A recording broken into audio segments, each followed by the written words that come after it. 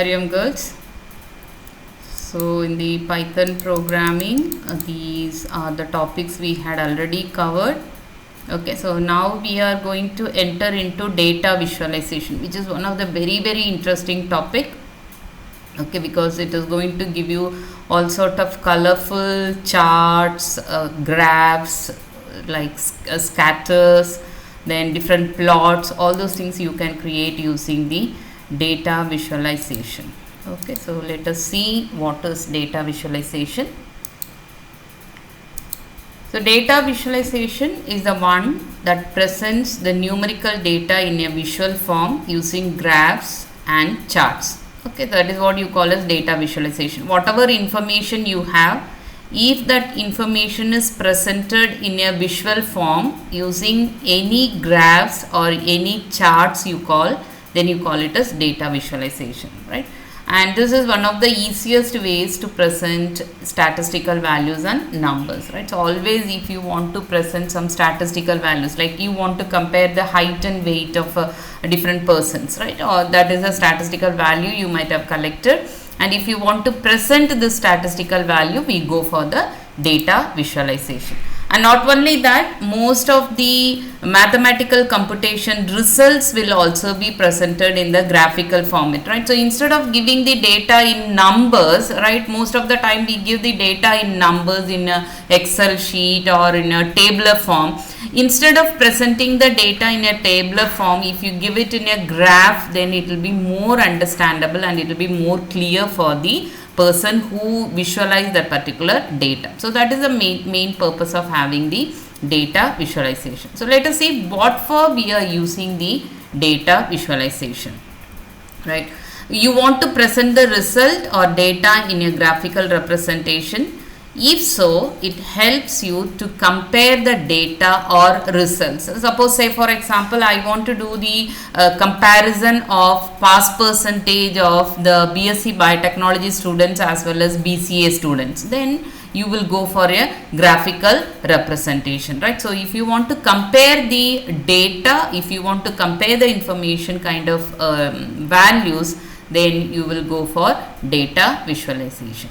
Or if you want to get more clearer and understandable facts, then it is better to present it in a graphical form, right? So you go for a line chart, or if you go for a bar chart, or sometimes you go for a pie chart, right? So that helps you in getting a clear and understandable information.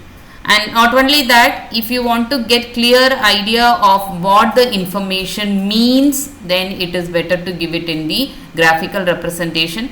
Now when I say to get clear idea of what the information means, you can give it in a visual context through maps or graphs, then you will get more clear idea about the data, right? So the thing is, we are not going to give the data in a tabular form like rows and columns. In the first row you will have the data of a particular person, second row you will have the second person details, and in the columns you may be having subject 1, subject 2, subject 3. So instead of simply giving the data in a tabular form, you give it in a visual context that gives you more clear idea about the information presented. Not only that, if you want to make the data more natural for human mind to comprehend, and therefore makes it easier to identify the trends, and if you want to identify the patterns that are available in the data, and if you want to find out the outliers. Outlier means the data which is completely deviating from the given data. If for example, let us assume that I am going to collect the height of 10 students, right? I am going to collect the height of 10 students, and when I collect the height of 10 students, one student height comes around 175, right? Whereas all the other comes between 145 to 160, right? And obviously this 175 centimeter person is completely deviating from the entire set, right? Because he is the tallest or she is the tallest, and she completely come away from the given set of data. That is what you call as an outlier. So if you are going to give it in numbers, right, imagine the heights of all the 10 students you are going to write in 2 columns. You will have serial number, and then the second column you will have the numbers. Now in that case, the 175 will also look like a number, right? So you will have 145, you will have 163, you will have 156. In the same way, 175 will also look like a number, right? So it is not going to deviate from the given set. Whereas if you are going to represent this 10 values in a graph, you can see that all the 9 students heights are ranging from 145 to 160 itself, whereas one student is completely deviating from that particular range, which is 175. So you can immediately, when you see that particular graph, you can immediately see that one data is completely deviating from the other set of data. That is what you call as an outlier. One data which is completely deviating from the existing data. So if you want to find out these kind of data, you have to go for the data visualization. Not the normal data representation in a tabular form will help you to find out the trends, patterns or outliers. Whereas if you go for a visual context, then it will help you a lot to identify these kind of data from a large data set, especially large data set. Okay. Then not only that, data visualization can benefit an organization in the following ways also. I am just going to read out. We are not going to explore like what kind of benefits it gives in the organization. I am going to just tell you like what are the different benefits that are available.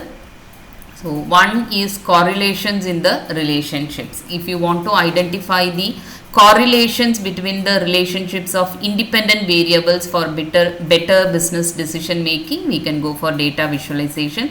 When I say correlation, like say for example, you will have years data and you will have sales information, right? So years data and sales information, like 2011, 12, 13, 14, 15, so 2011 to 2020, right? These are the years. Then you want to find out the sales amount also for each year, right? So then you will have two column of values, and if you want to find out the relationship between them, then you can go for this data visualization. Or if you want to find out the trends over time, so if you are not going to give the data in a visual form, it will be very difficult for you to find out the trends, right? Because manually, if you are going to find out the information from the given table, it is going to be very difficult. If you have only the numerical value, it is going to be very difficult to find out the trends. Instead of that, if you are going to give the value in a graphical representation, you can see a curve or you can see an up arrow going. So that if you see the up arrow going, then you can say the trend is going in that particular direction. So that can be easily found out using the data visualization. Then frequency, for example, if you want to find out how many customers have purchased this particular item and whether the new customers will be purchasing this particular item, etc., right? So maximum when around from the 100 customers, 85 customers are purchasing one particular item, then you can go for to these 85 customers, you can give some kind of offers, etc., so that they will buy more from your organization. This kind of things can also be easily identified using the data visualization. And not only that, the market, if you want to examine, obviously for introducing new products, etc., you need to research on the marketing trend that is going on, the different opportunities available in the market. If you want to know, you can use various charts and graphs. Then the once the information is visualized, we can then pinpoint the areas that may or may not require the action, right? So suppose, say for example, you are running a supermarket and you have lots of customers coming in there, and one particular product is not at all being sold, right? So no customer is purchasing that particular item. If this is the case, when you present the data in a graph or in a chart, you will see that only 0% of customers have purchased an item called X. Okay, so you can easily find out like which particular area is lagging behind in the sales. For that, again you can use the data visualization, right? And obviously for reacting to the market also, you can have this data visualization. The ability to obtain information quickly and easily with data displayed clearly on a functional dashboard will allow businesses to act and respond to findings fastly, and it helps to avoid making mistakes also. So these are some of the reasons we can say why we go for data visualization, or we can say some of the benefits any organization will get if they use the data visualization, right? So these are the points given just to understand how important the data visualization is. Okay.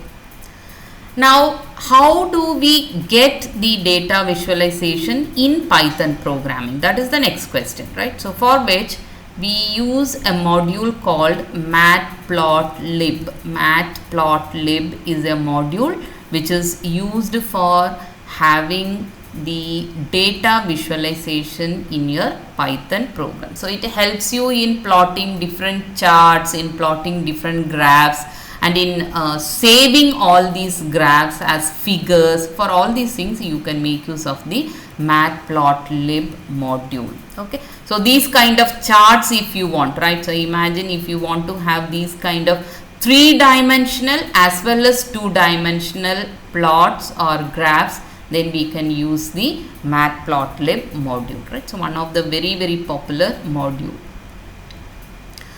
So matplotlib is nothing but a Python package which is a comprehensive library for creating static, animated and interactive visualizations in Python, and it produces publication quality figures also, right? So in publications, how do you get the quality figures?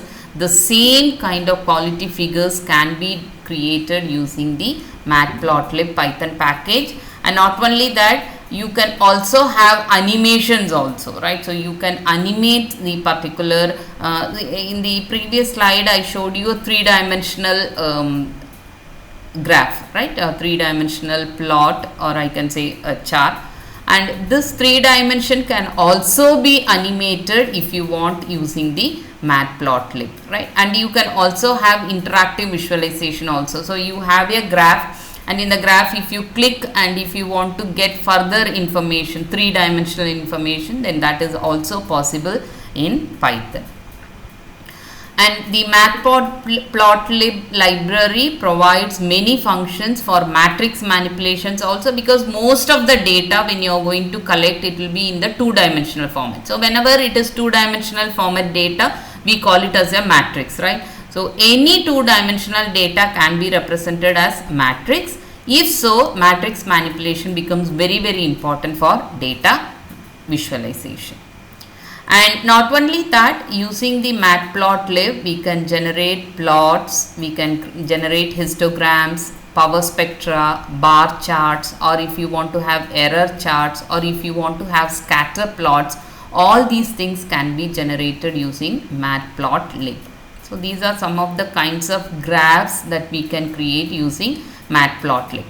And not only that, all these graphs can be generated with just few lines of code. We had just now seen like how by having just 8 lines of code we can have the arithmetic operations of 2 different arrays, right? The same way, just by having few lines of code we can generate all these kinds of graphs. And not only that, we can have full control of line styles also. Like say for example, if you want to have dots in the graph, or you want to have cross mark in the graph, or you want to have lines in the graph, all these things. And not only that, you want to label the x-axis, you want to label the y-axis, and you want to specify what is the range of values you want to have in the x-axis, y-axis. All these things can be specified using matplotlib, right? And not only that, the data points to the plotting functions are generally supplied by the Python list or by the NumPy array. So that is why NumPy array is considered to be one of the very important modules that comes along with data visualization, right? So if you want to create an array, whether it is 2-dimensional array, 3-dimensional array, whatever it is, you can create it using the NumPy array. Or if you want to have only a list of values for plotting the graph, then you can go for Python list. So these are generally two different data types that we use for creating graphs using Matplotlib. What are they?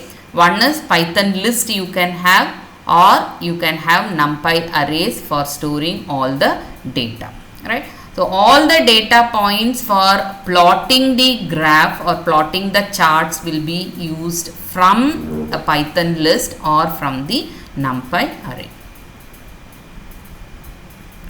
Okay, so using Matplotlib, you can create graphs or you can create charts, you can plot the charts. Apart from that, you can also customize. When I say customize, whether you want to have the line in red color or blue color, whether you want to have 2-dimensional array or 3-dimensional array, whether you want to label the x-axis, y-axis, that is what you call as customization, right? So creating, you just create the graph, right? So you create a line graph, or you create a bar chart, you create a pie chart. Like that you can create some figures which can also be an interactive figures. Apart from that, you can go for customizing it. Customizing it, you can change the font color, you can change the font properties, you can change the line style, you can change the what do you call it? So generally we will be plotting. Imagine you have a graph sheet. In the graph sheet, what you will do, you will be using cross mark or you will be using a dot, right? So what kind of symbols you want on these graphs can also be customized. Apart from that, you can also extend it, right? So you can have other third-party packages can also be installed or can also be used along with Matplotlib functions. That is what you call as extension. You can have like the different functionality. Say for example, if you want to have some kind of extensions for your graphs, that is also possible using the Matplotlib, right? And apart from that, I will just show you the list of graphs and charts that can be created by Matplotlib. I hope, yeah.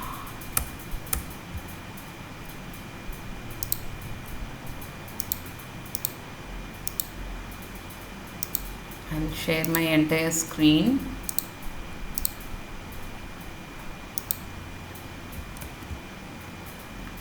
Okay, so these are the list of, I hope all of you can view it. If you want, I will increase the size. Yeah. Okay, so you just have a look at the Matplotlib. This is the official website of Matplotlib, and this is the logo of Matplotlib, and this is the version 3.4.3. and using this 3.4.3, you can just view how many kinds of graphs can be created. So these are the different kinds of graphs or charts that can be created using Matplotlib, right? So the Matplotlib library helps you in creating all these kinds of charts, right? So these are the different kinds of charts that can be created, different kinds of images that can be created using Matplotlib. So imagine this many number of plots or charts can be created using Matplotlib. Just have a look at it, and we are not going to look into all these things. We will be just browsing through what do you mean by a plot function and how do you do the subplotting, and then how do you change the properties of each and every label. That is what we will be seeing, right? We are not going to explore it fully. If you want, you can just go through the documentation that is available in this particular site, and apart from that, you have a tutorial page also which is provided by Matplotlib organization, you can just make use of it, right? So this is the official Matplotlib page where you can get all sort of functions that are available in Matplotlib library. Okay, then apart from, so I have just shown you what are the different graph charts that can be created by Matplotlib now. And apart from that, we have this many number of Matplotlib functions are also available. So just go through all these functions. We are not going to have a look of all these functions, right? So many functions are available, right? So all these functions are not being explored in our syllabus. We are going to just look into how to plot, how to change the axis value, how to label the chart, then how do you have subplots inside the charts or the graphs, then how do you save this figure. So these are the things that we will be discussing. Okay, yes. So this is the feature of Python Matplotlib library. Now let us see a demo program. I'll just go to the demo program. Okay, so this is one of the demo program. Let me open it in the Spider. Okay, so this is the demo program. Now here what I have done, instead of using Matplotlib, I have used Pylab also. This is just to show you, apart from Matplotlib, you can also use Pylab, which is also one of the modules of Matplotlib. I have already installed Matplotlib module in my system. So automatically I can import all the functions of Matplotlib by saying from Pylab import star. So this will be importing all the functions that are available in the Matplotlib library. Okay, and yeah, let me comment all these things. I will just comment all these things. I have commented. Yeah, and I am going to clear the console, and I hope all of you could see this. Okay, I am going to run the code. I run the code. You can see here I have created a list. As I told you, the data for the graphs will be provided by using Python list or by using Python NumPy array. Here I am using a list.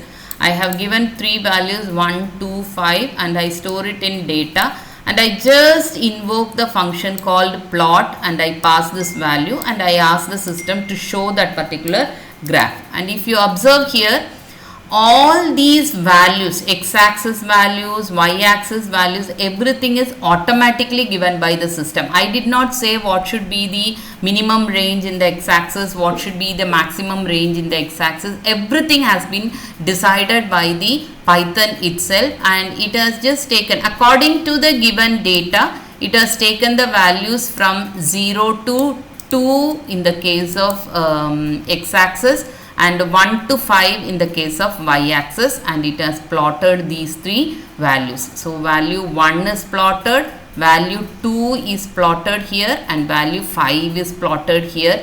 And since I have not mentioned what kind of style I want for the graph, it has by default it has taken it as a line style. It has drawn it as a line graph because I did not mention what type of graph I want. By default it is going to be always in blue color and it is going to be a line chart. If you have not given any style, default style will be blue color and the line chart. Okay, right. Now let us see the second example. Right, so all, yeah. Oh, it's 1 o'clock. Okay then. Within 5 minutes I'll wind up. Okay, so I'll just show you the second example also. I'm going to run it. You can see here I have both x and y values, and it is going to plot it this way, right? So x-axis and y-axis values will be plotted this way, right? Now if the same code, if I am going to write it with matplotlib, I am going to write it this way. I am going to write it this way. I give the list of values here, and I am going to use matplotlib pyplot. This is the module which I am going to import, matplotlib.pyplot, and I am going to give an alias name for it, and I am going to plot it with 1 2 3 4 value which is given as a list, and I give a y label, right? So in the y axis I want to give a name for the y axis, and I just show that particular chart. And let us run this program. You can see here 1 2 3 4. I have not given any style, so by default it has taken it as a blue line chart, and I have given the y label, right? Y axis label as some numbers, so some numbers is printed here. In the same way you can give x label and y label names also, right? So that is what is done using the matplotlib, and let us explore it further with matplotlib pyplot function in the upcoming session. Okay, so for the time being, let me stop here with the demo program. Let us explore further about the matplotlib in the next session. Okay, girls. Thank you.